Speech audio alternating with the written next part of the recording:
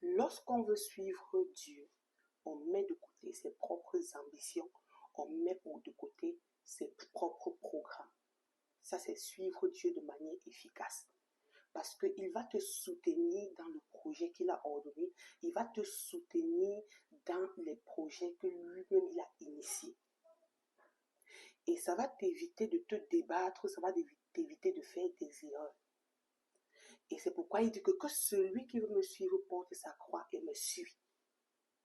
Donc ce n'est pas Dieu qui te suit dans ce que tu as choisi.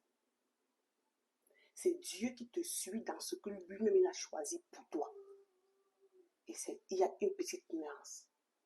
Regarde par exemple Marie, elle était une jeune fille. Et du jour au lendemain, le Seigneur se présente et dit, tu vas concevoir du Saint-Esprit, tu seras la mère du sauveur de l'humanité et tout ça. Elle avait le choix de dire oui ou de dire non. Mais du moment où elle a accepté, elle marchait maintenant sur le programme divin.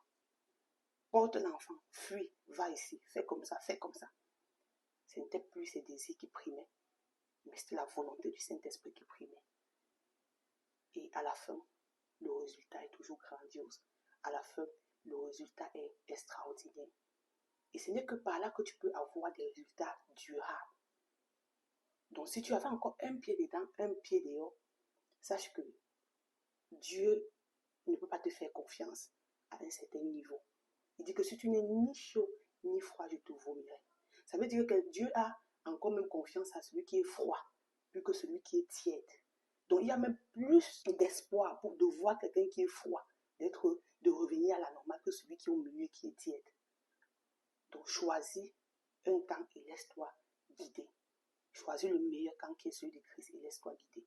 Et je t'assure qu'on ne peut pas suivre Dieu et perdre.